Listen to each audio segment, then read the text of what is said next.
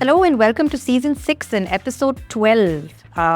Like I mentioned in my last episode, I'm very excited about having excellent women in tech who are going to join us in the next couple of episodes at the Voiro Podcast. And today, I'm excited to introduce to you Kalyani Narayanan, who joins us from the US. I had the pleasure of meeting Kalyani on one of her work trips in India, and we hit it off. And I said, we must have you on this podcast. And she very generously offered her time. It has been quite a task trying to find time on both our calendars, right? Women are definitely busy. We are definitely far more busier than any man that I know. And I know it's 10 p.m., Kalyani there, and thank you very much for making time and joining us so late in the night. Just to introduce you to everybody else, and I was going through your resume and I was like, man, this is like a lot of stuff that you have done over the years. You started off in tech, you went to NBC, you've gone across to Hulu, Disney, Sony, you name it. You've made the transitions and gone up the content monetization chain while still staying in the tech space, right? And one of the things that caught my eye was that you were and are still, even at your current company, Moloco, an advocate for diversity and inclusion with a specific focus on women in tech, right? And that this conversation was centered around the fact that we wanted to talk about women in tech. And when we were talking about how your visits to India were very interesting, and this particular topic came up, we said, we have to talk about this because there are a lot of women in tech who really need to hear from successful women in tech. So on the face of it, Kalyani, you look like you have it all covered, organized, and you're managing it down pat. How are you doing it?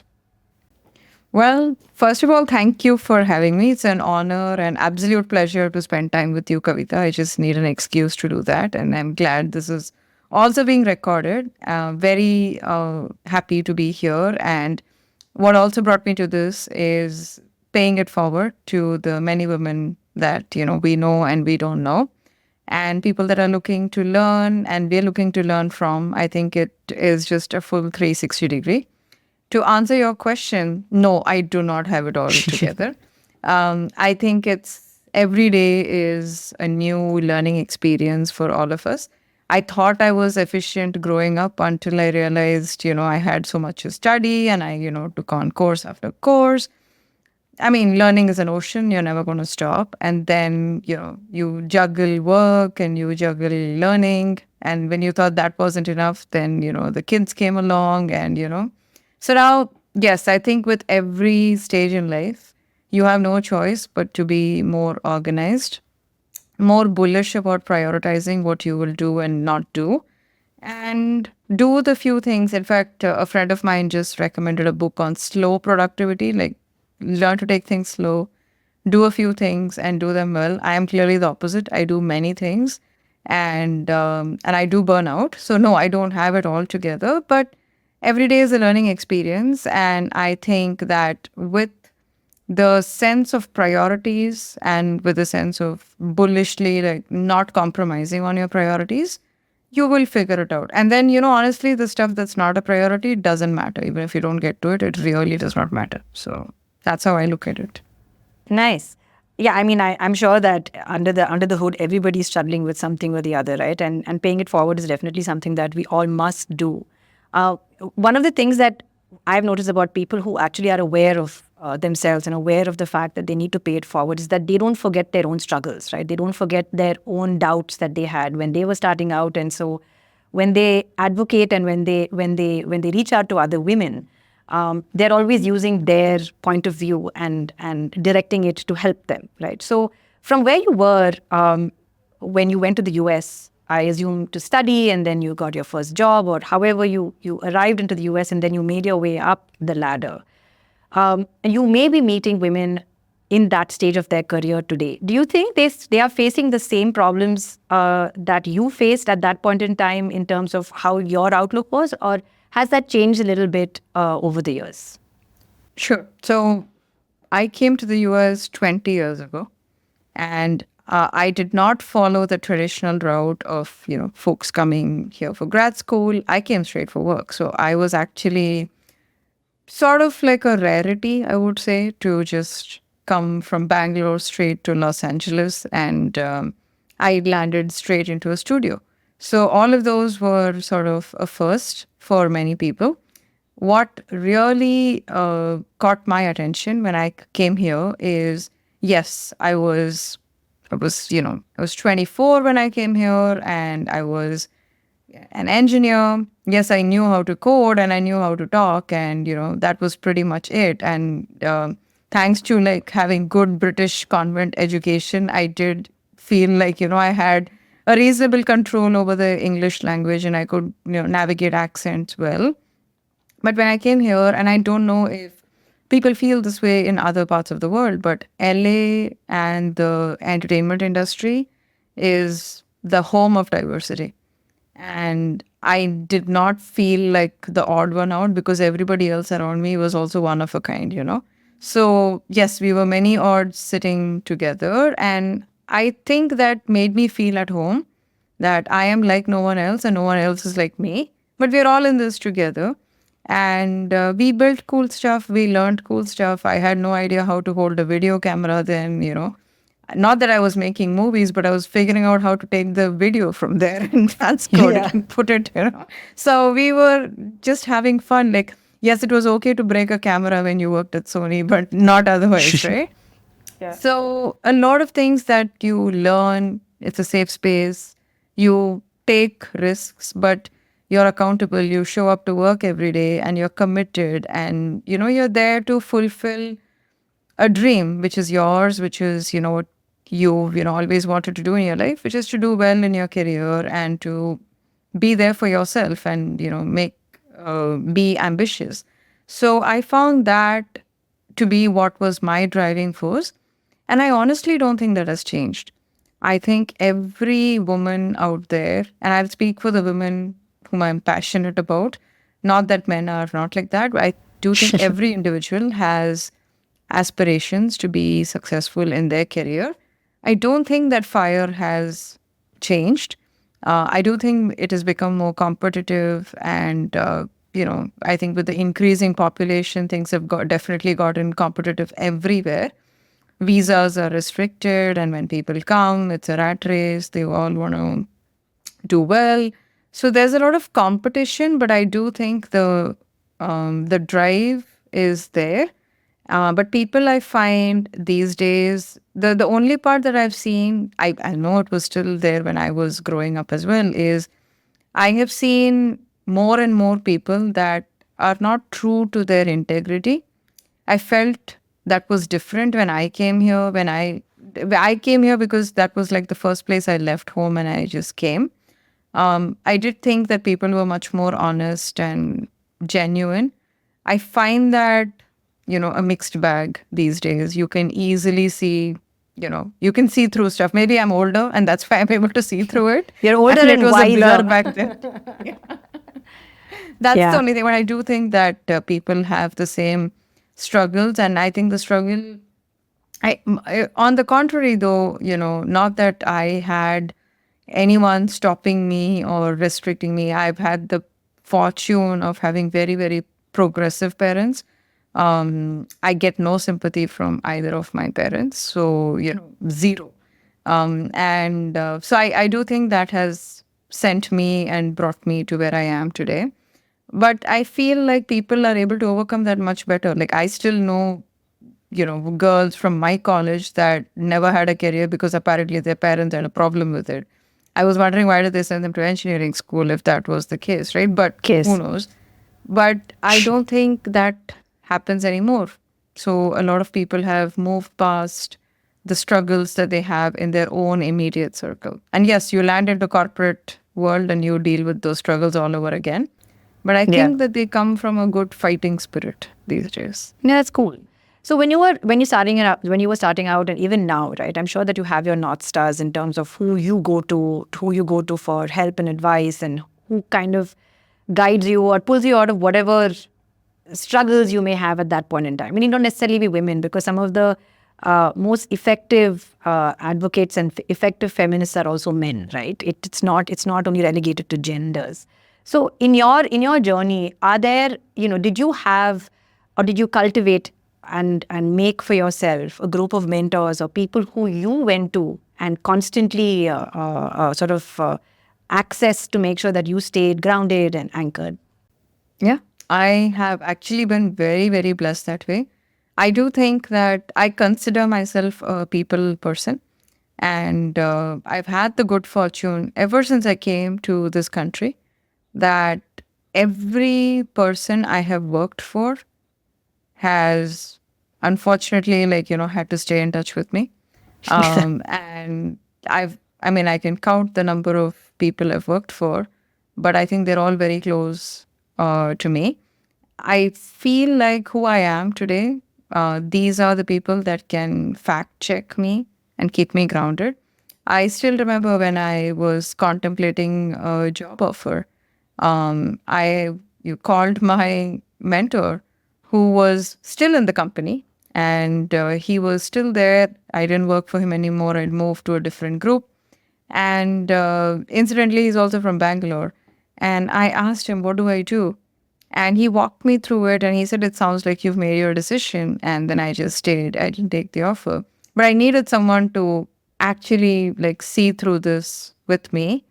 And they keep me grounded. Similarly, when it comes to a decision, if I have a very tough, project or a situation in hand, and I need to arbitrarily get advice without sharing specifics, I can do it safely with some of these mentors, and they'll tell me what path I should choose and why. And I feel like I can validate what I think. I can be vulnerable. I can be safe. And I am very, very blessed. I have 3 or 4 of these people that I will call in a heartbeat, and I know they're always there for me.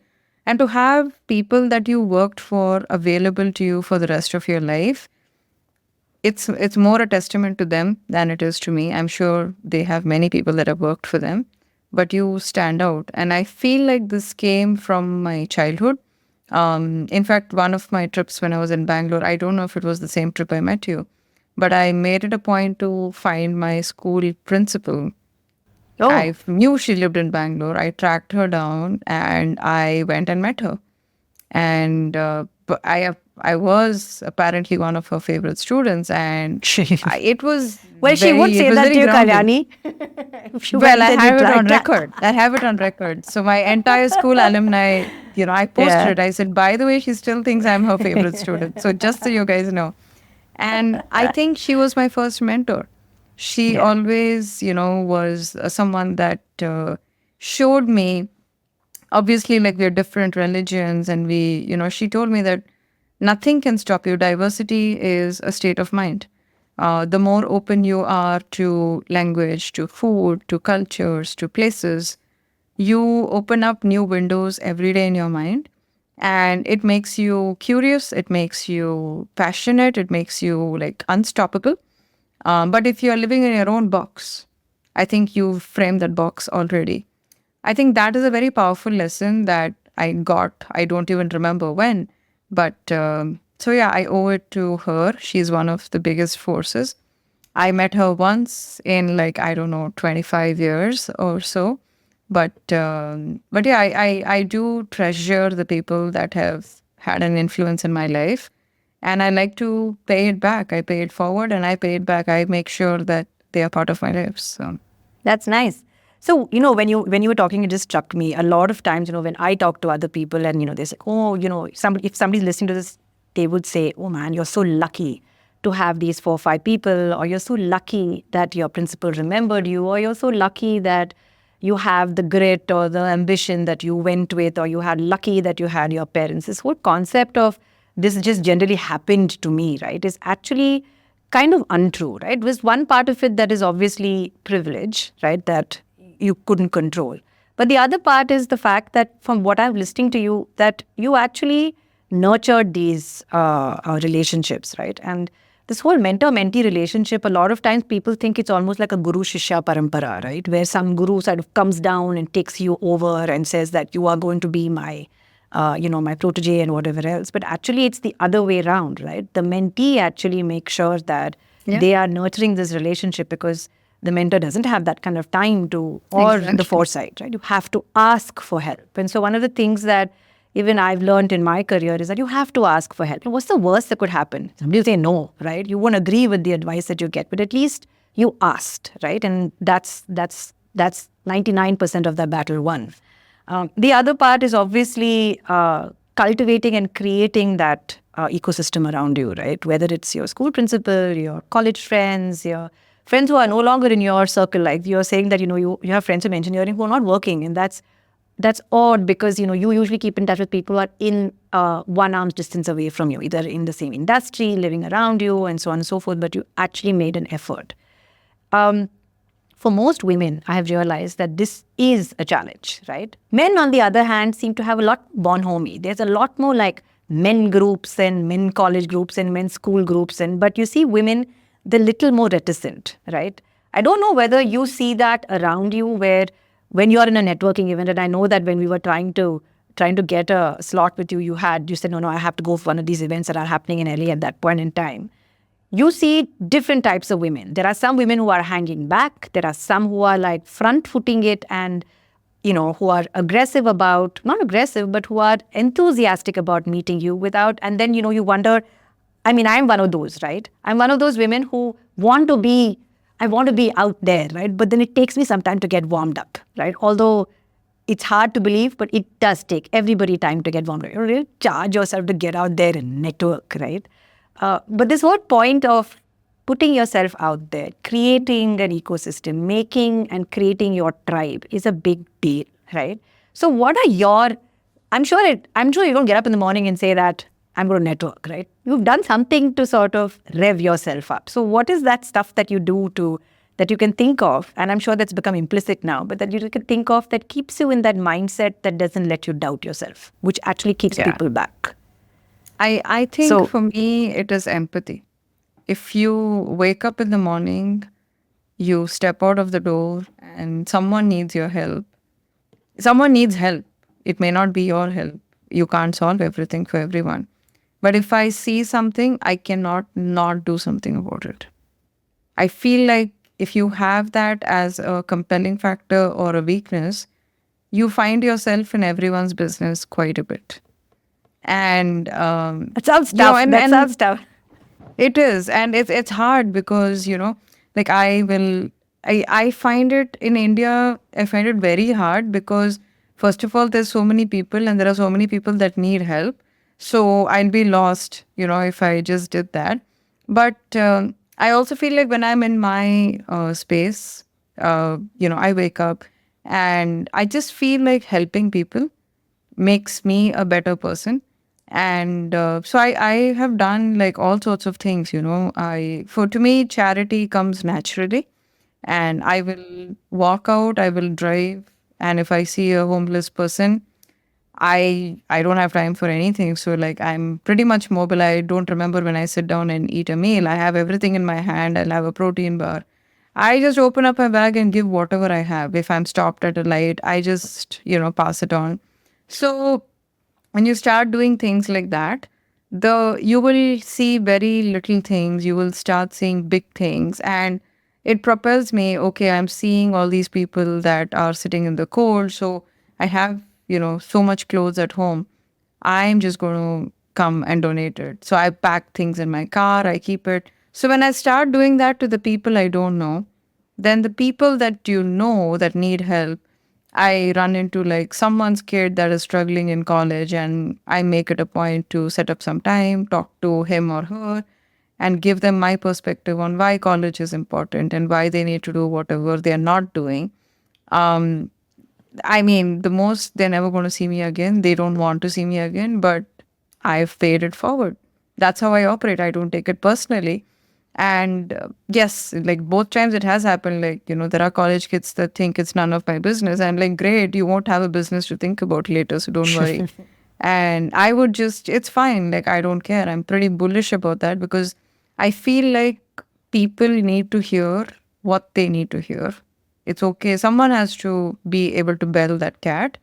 And I've always had this in me that, oh, no one has the courage to do it. I'm going to go do it. I'm one of those. Just to show everyone that I'm smart. That's what my parents used to say. Like, you don't have to be the one that climbs the compound wall and jumps, So, but I was that. I always wanted to be that one that. So I do think that going out of my way to help people, and to just, understand if I can be of. It's not like I don't have enough projects to do that I'm looking for more, but that's why I like to network. I really like to understand because someday I feel like I'm going to learn from someone's experience and I will put that together in my own life.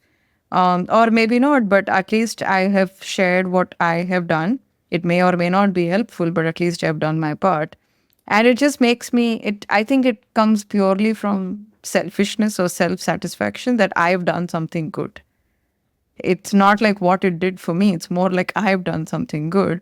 And if you operate like that, I'm no saint by any means, but Sure. I think I just find it very hard to sit quiet and watch something happen. I just can't. It's Yeah. very hard for me. So I think it comes from that Yeah. weakness of not being able to keep your mouth shut. That that no, also it comes from a place of authenticity, right? You're just the Sure. way you are, right? Yeah. And I think that is something that a lot of women who are setting out need to understand about themselves as well, right? You can only scale, or you can only be more of the original self that you're modeling yourself on, right? And that awareness has to come in way in the beginning, because like what you touched upon a little earlier, where you're not quite sure, right? It's a mixed bag right now. Integrity, it does not seem like a part of the value system that we used to take for granted that would exist, right? It is something that we're questioning right now and looking under the hood a little bit, because you're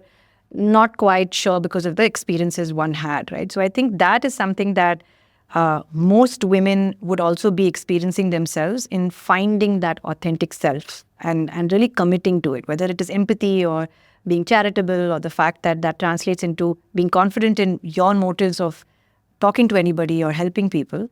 I think that is something that is very profound, and arriving at that several years later is something that everybody is on a journey to, right? Speaking of journeys and the fact that you make many to India, right, do you find a lot of difference in women in India versus women in the US, especially in tech? There is I mean, it's not like, or otherwise as well, and not just in tech, because we have shared stories on women who you've met, at the airports and things like that.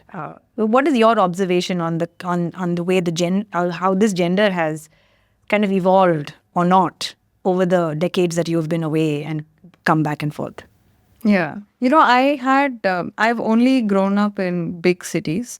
So I've always seen very progressive women. And I also come from a family where there isn't a single housewife in my family. So none of the women, everyone has had some government job or something, but no one has actually sat at home. And so coming from that world, I felt that yes, everyone has to work regardless of who you are. We have bills to pay, and families are run with both people contributing. That's the mentality I grew up in. Now, not everyone was a scientist in my family. People had regular government jobs, but they did very well for themselves. They were committed, they were sincere. I saw my own mother work very hard for the Ministry of Defense, and she was very committed to her work. There's a lot of discipline, punctuality that, she brings. I think her job also required her to bring to the table. So I found that back in the day, women were always very sincere, very committed. They were cautiously ambitious. They were ambitious, but I think when it always came to like family versus work, family took the first step. They didn't have the support system to let them go get what they want. That wasn't the case for everyone, but for the fair share of the median population, that's what it was. Yes, you always have the doctors, you have the scientists, and you have like the really smart, astronauts and all those people that emerge. So they were few and far between. But as I was graduating, when I became an engineer, I was one among 60 in my class. So it was a rat race. Forget your gender and whatever, it was a rat race. And so when I came to the US, I saw that it was very odd for me to be the only woman in the room that was an engineer, and everybody else was, at least not a woman. And I found that very odd. I'm like, something's wrong here. understand what was wrong. Because in India, that wasn't the case. I have 60 people in my class, 30-30. And here Oh, I okay. come and, it was very different. So I did see that the number of women in STEM are fairly less. So when I see that in India, and I also worked in China, I worked for Hulu where we had an office in China. So I visited China quite a bit. I found India and China very similar.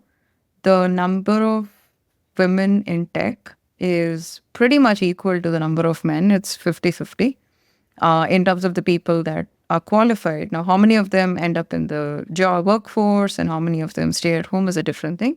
But they exist, they're there. I felt like in the US, that's not the case. I still think that's not the case. It's very hard to find a good pipeline of solid, women that are engineering candidates. I don't think that's the case in India. So every time I've also traveled to India, I have seen more and more women now. The change that I'm seeing is back in the day, I found a lot of women in jobs.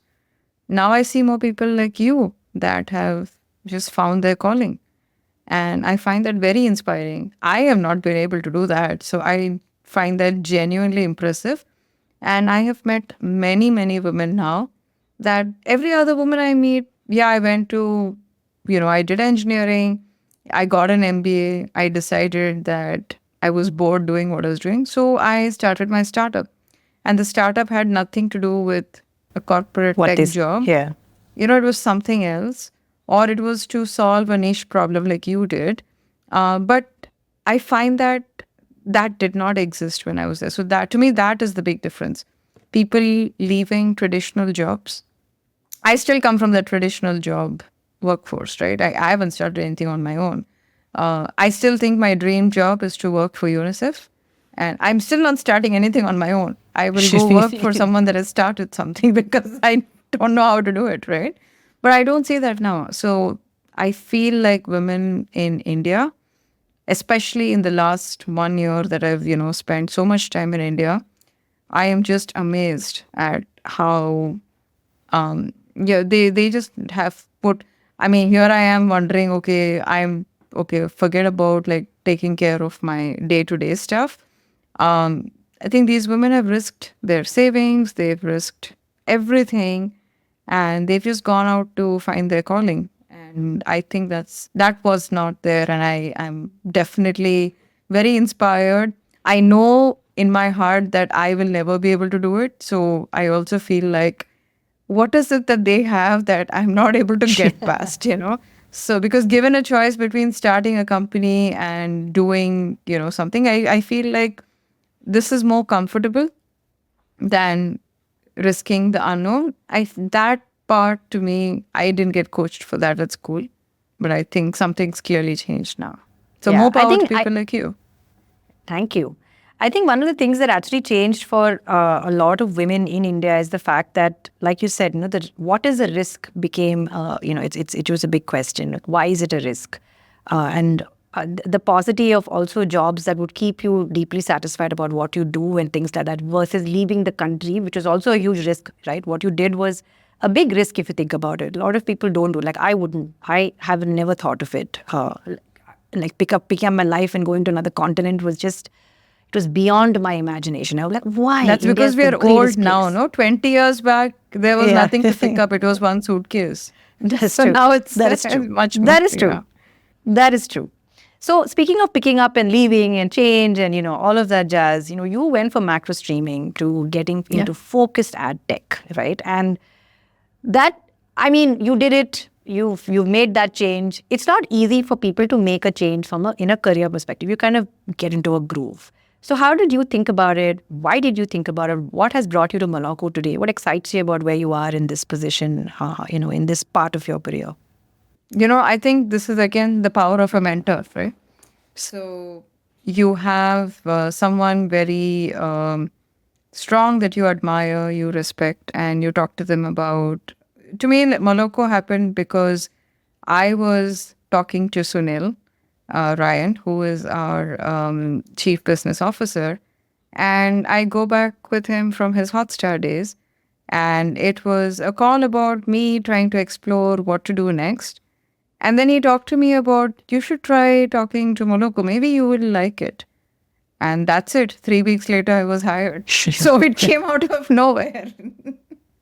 But for me, I do think that the reason and the conversation that I had with Sunil was eye-opening on two fronts. One is he is someone that pushes people out of their comfort zone. 10 years in streaming, I have done it all, starting from, figuring out how to transcode an EPG, put it on a screen, to like taking a PlayStation box and walking around and playing baseball on it and trying to see how it looks on every single screen. To like, okay, targeted audiences, search, personalization, having, a killer interface, continue watching across devices. So having implemented all of that, I really enjoyed streaming. I still miss it. I still, I do think I fell in love with it being there for 12 years. But what pushed me out of that into focusing on something very specific is streaming is at an inflection point. I mean, every streaming company out there has to figure out a way to monetize. They have to figure out a way to stay in business.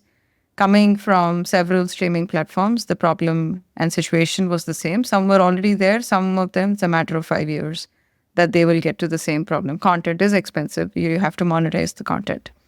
So I think what propelled me to come out of that comfort zone is, how do I save the industry that I really like? And the answer is monetization. So then how do I learn monetization? Great, there's machine learning. So two things already out of my comfort zone. And I am enjoying it. Like, yes, when I first started a year ago, I think CPM, CPLs, I was still trying to figure out everything. All the various three-letter acronyms. Adtech is mind-boggling. I think once you get past the acronyms, I don't think I'm past all the acronyms again. But I do think it is a very fascinating world. I didn't know that there was such a big industry behind all of this. And then I meet people that have done only ad tech or ad sales all their lives. And I'm like, where were these people? How I was just so blind, focused on launching streaming platforms that I never looked left, right, or center, right? So I know all the video folks everywhere. But to me, yes, it opened a whole new, avenue of people, of smart people, very nice, people to learn from, learn with. And we're solving problems together. So that's the fun part to me about being in Moloco. And I think Moloco is a company that is very profound on diversity. We are truly global.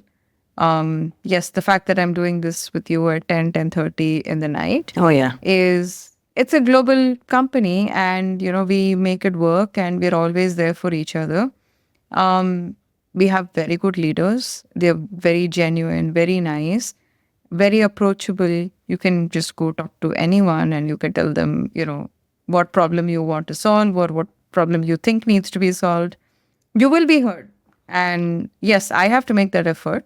No one's going to come knocking and ask me, okay, what are you thinking today, right? So you have to make that effort. But I do think that it's a company that truly cares about people. And I feel like for me, the theme in every company that I have come into has increasingly been a people-centric company. So once you are a people-centric company, then possibilities are endless. You invest in people, then you grow big. Hulu was like that. Sony was like that. NBC was like that. And so I do think that with every progression in my career, I think I've only, been attracted to people-centric companies. Yeah, I think that's fabulous. I think, in this entire conversation, I've gone away with learning a couple of things, right? And it cements it in my brain as well. The first thing is obviously put yourself first. It seems like you've always thought of yourself first, and not from a how do we call it, a selfish perspective, right? From the point of view that you are the only one who's going to think about yourself at the end of the day. Nobody else is going to think about you if you don't think about yourself. That's one. The second one is you're in charge of building your tribe, right? You're not going to be invited to some tribe. You're not going to just chance upon this beautiful tribe. And it's a mixed bag. It's a motley crew of people who you've met in your world and in your life, and that you put them together, and that's how you look at it, and that's your tribe, and that's what you trust, and that's who you trust. And the last one is to be authentic, right? Unless you really dig deep and find what makes you you and understand your authenticity, I think it's very difficult to go that distance, right? So that's something that I think even I realized somewhere along the way, in the last decade as well, right? It's not easy. It's not simple to be somebody else at work and be somebody else at home and be somebody else to your friends and to your parents. You're the same person at the end of the day, right? As long as you're able to make, you of course have a different personality that you bring to various parts, but deep down you're the same person. And you need to understand where that authenticity continues to come back to the fore. So yeah, I mean, I know it's 10:30 in the night, and I know that you kind of said, forget it. I'm just going to do this no matter how late it is, but I'm going to do it today. And I thank you for it. I've had a lovely Absolutely. conversation, and I know that anybody who's listening to this conversation also has got some stuff checkboxed in their minds, or they've learned something new. And it always helps when you hear from somebody who's been through the rigor and the grind to tell you that it's going to be okay as long as you do these 10 or 5 things. It's going to be okay, right? And from what I see, it's going to be okay. And I'm happy that I met you when you came to India. I wish that we could have met when you were here last, because we were supposed to have this podcast in person. But nonetheless, I know, right? It has happened, right? Next one. Next one. Done is better Maybe than we'll do perfect the in my books. inverse. I will host you because you are so inspiring. Yeah, maybe. Yeah. So next time, maybe I'll see you in LA instead of Yes. meeting us in Bangalore. But thank you so much for being on the podcast. And to everybody who's listening, that's Kalyani Narayanan for you, who's now at Moloco. You can look her up on LinkedIn. Her bio will be in the show notes. And thank you, Santosh, Leena, and Gautam for producing the show. And thank you, everybody, for listening. Thank you so much, Voiro team. It's a privilege to be there. And thank you, Kavita.